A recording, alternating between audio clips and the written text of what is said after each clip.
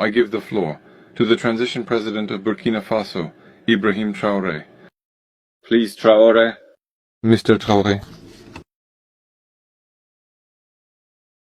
Comrade, President Vladimir Putin. Comrade, President, African Head of State. Comrade, Head of Delegation. Hello. It is an honor for me this morning to speak here and to pass on the fraternal greetings from the people of the country of honest men. This is also the place for me. First of all, I want to give thanks to God Almighty, who has allowed us to gather here this morning in good health to talk about the future and the well-being of our peoples. I want to apologize to the elders I might offend with my upcoming words. African identity demands the rights of birth. I must apologize. Comrades, I have a few questions from my generation. No one is a question we ask, but we have no answers. And it turns out that here we can air our dirty laundry because we feel like family. We feel like family in the sense that Russia is also a family for Africa. It's a family because we share the same history. Russia made enormous sacrifices to free the world from Nazism during World War II.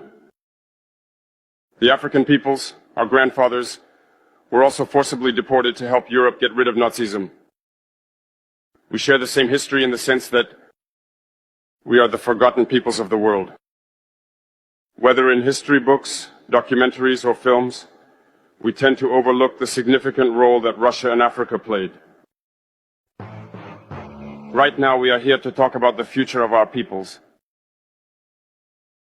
of what will happen tomorrow, of this free world we aspire to, a world without interference in our internal affairs.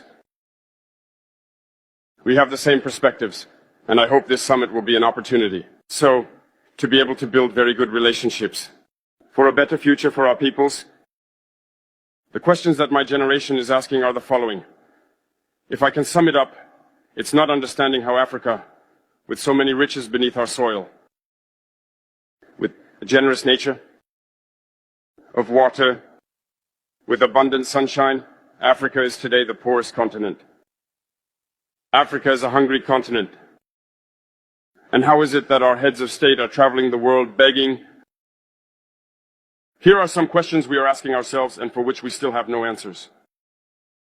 We have the opportunity to weave new relationships. And I hope that these relationships can be the best to provide a better future for our people. My generation also asked me to say that because of this poverty, they are forced to cross the ocean to try to reach Europe. They are dying in the ocean. But soon, they won't go across because they will come in front of our palaces to seek their daily bread.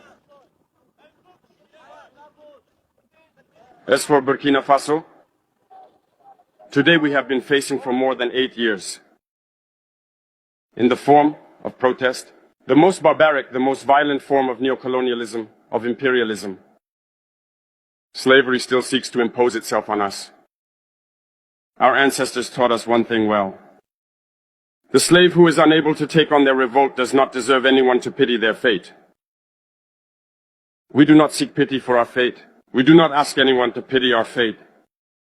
The Burkinabe people have decided to fight against the hypocrisy that hinders their development. In this struggle, brave peoples, brave populations have committed themselves to take up arms against terrorism, what we have indeed called the VDP, the volunteers. We are surprised to see the imperialists label these VDP as militias and all sorts of things.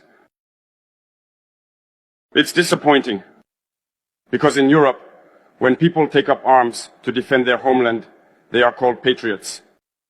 Our grandfathers were deported to save Europe. It was not with their consent, against their will. Well, upon their return, we remember well that in Tiaroy, when they wanted to claim their basic rights, they were massacred. It doesn't matter then. When we, the people, decide to defend ourselves, we are labeled as militias. But that's not the problem. What the problem is seeing African heads of state who bring nothing to these fighting peoples, but who sings the same tune as the imperialists, by calling us militias, by treating us as such, of men who do not respect human rights. What human rights are we talking about? We are outraged by this and it's shameful. We, as African heads of state, need to stop behaving like puppets that dance every time the imperialists pull the strings. Yesterday, President Vladimir Putin announced the shipment of grains to Africa. We are very happy. We thank him for that. But also it's a message sent to our African heads of state. Because at the next forum we won't have to come here without having ensured, for those who are not familiar with the war, the food self-sufficiency of our peoples, we need to learn from the experiences of those who have already achieved this in Africa, to build good relationships here, and to forge better ties with the Russian Federation in order to meet the needs of our populations. I won't take too long, the time is limited and very short. We are forced to stop at some point, but I would like to conclude by saying that we must pay tribute to our peoples who are fighting. Glory to our peoples, dignity to our peoples, victory to our peoples, the homeland or death will conquer us. Thank you, comrades.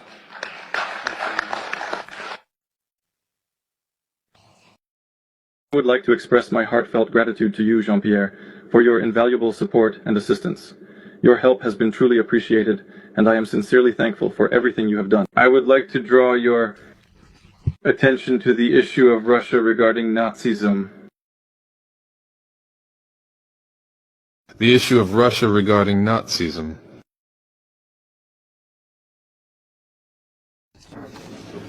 In the interests of the whole world to free people, of Nazism,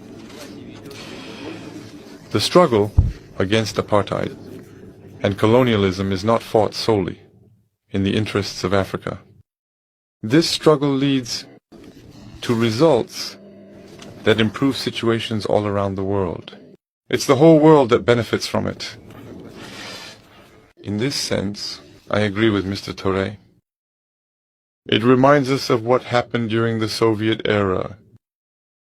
The struggle that the Soviet Union and Russia brought is part of the struggle of all peoples for freedom.